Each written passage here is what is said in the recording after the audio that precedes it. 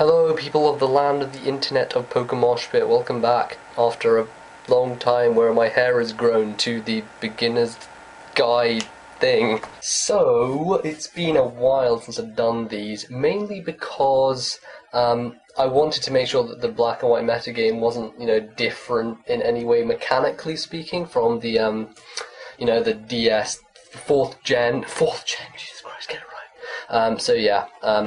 I wanted to make sure that that was all in order, which it is, meaning that I can carry on with this guide and I can help you learn the ways of Wi-Fi battling or something. So, let's get straight into it. Now, what I did and told you before was mainly the foundations, the building bricks on which I was to build this, the tough stuff, the stuff that's, harder to understand and the stuff which really matters online. So what I've said before was sort of a basic building blocks. If you haven't seen those videos, go check them out. There'll be links, description, whatever, just go find them. But here we're going to sort of jump into the main sort of meat of what you need to do to start making your first guys, first team, whatever, and all the different jargon that goes along with all this Wi-Fi crap. So for the next 5 videos, I'll be covering 5 separate matters. They will be, first of all, I will be looking at the idea of natures. Second of all, EVs, which are something that will be explained later, effort values, EVs. Thirdly, IVs, individual values, which again will be explained in further detail when I go into them, but I'm just telling you the name now so that you know. Fourthly shall be the items that you use on your guys. Fifthly, we'll talk about movesets, basically, is what I'm going to say. There is a 6th thing which you kind of need to make a guy, which is the ability, but the ability is dependent on whether a guy has multiple abilities or just one, because if you only have one, there's only one choice really, so that's pretty much where that's going to come in, and that's going to apply to a specific poke. I'm going to choose a poke as an example throughout that we're going to use, I'll tell you who that is in a minute. Yes. For now we're just going to pretty much roll on, and those are the 6 things that I shall be talking about across these next 6 videos. 5 videos, I said 5 videos, not 6, but the 6th thing, the abilities will be in there somewhere too, okay? So without further ado, let us jump straight into natures. What is a nature? Well, go onto your DS and have a look at one of your pokes in its stats, and you will see that on the screen it has what is known as a nature. It has a little thing on the screen. I'll pop something up so you can have a look, and it will say like something like Adamant or Rash or Sassy or Timid or Impish or Jolly, and those sort of attributes that sort of, are given to them, those are known as natures. Now, the game itself doesn't actually tell you what these natures do. I'm not actually quite sure. Maybe there's someone you can go to who tells you in-game what the attributes do, what they change and stuff, but I don't think there's anyone in-game who actually tells you exactly what these natures impact on and what they change about your poke stats. So what a nature does is that it essentially raises one stat while decreasing another. Now you may ask, why would I want to raise a stat but decrease another? Now if you think about it, and thinking back to roles in a team and who's good at what, there are some pokes that really don't need a certain stat. So let's take for example a physical attacker.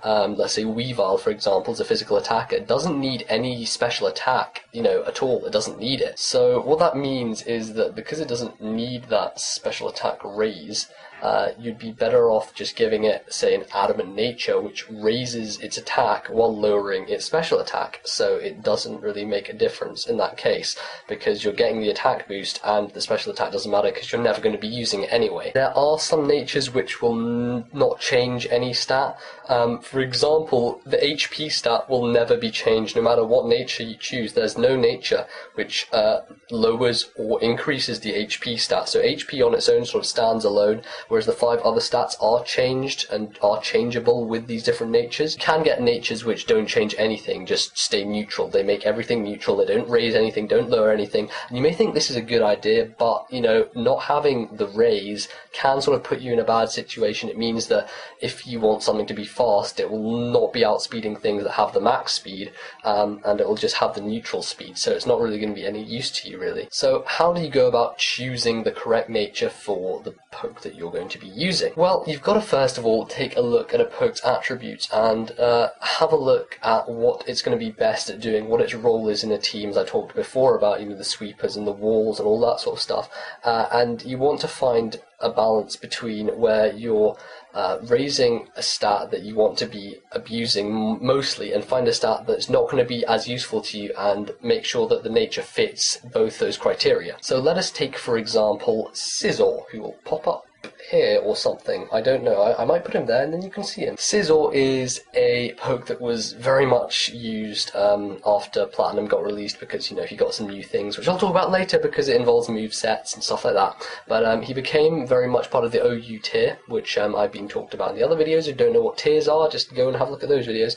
But yeah, Scizor was highly used, and the reason is that he has a very good base attack stat. Now, if you want to improve on that attack stat, you're going to be wanting to giving him a nature, which is going to help that out. Now, Scizor can act as a sweeper, but in general its speed is quite low. I'm not sure what it is exactly, but I'll pop it up somewhere, what the speed is down here or something, and it's not going to be sort of as good as other pokes in terms of outspeeding things, which means that you don't really want to, you know, give it a high speed nature. You'd probably want to just give it a high attacking nature, and because it's only going to be using physical moves, you don't want to use any special attacks whatsoever.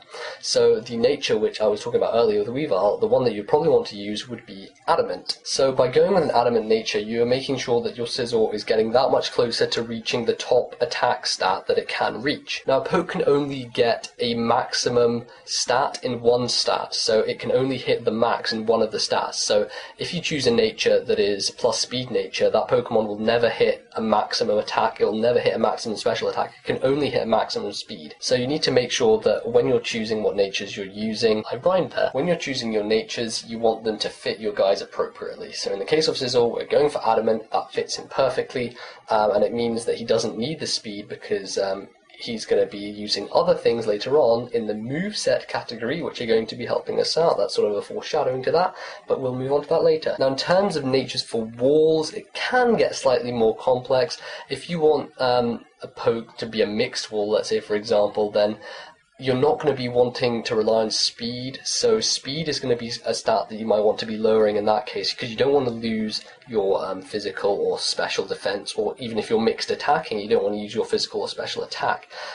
So something like Tyrannoboa, for example, which is a Tyranitar which abuses physical moves and it abuses special moves, as well as it wanting to have good defenses in both stats, you might want to give that a minus speed nature so that you can boost one stat and make sure that sort of helps out your guy, but also lower the speed, because that's not really an essential part of it. I know Tyrannoboa isn't a wall, but it's a good example of sort of idea of having all stats you know, boosted, or not lowered, that is, but having one that isn't really useful, just, you know, put to the side. You must also realize that just by getting the right nature will not make your poke have the highest stats it possibly can, which is why the next two videos on EVs and IVs are going to give you an insight into how you can completely maximize that stat and make sure that your poke stat is going to be the exact same number that appears on the Cerebi Dex down at the bottom in the base stats area, or in the max stats area, sorry.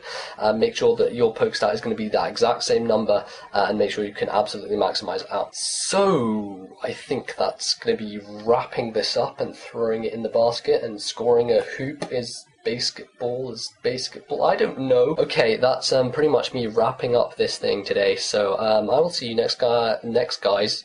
I'll see you next time on the PokeMoshPit thing of Beginner's Guide, and you better enjoy or something. So yeah, if you want to see more content from this sort of thing, go to the Learn to Metagame channel, link will be in the description. If you want to see more stuff from me, then go to my channel, link will be in the description, and I will see all you guys next time on the Beginner's Guide of the Mosh Pit.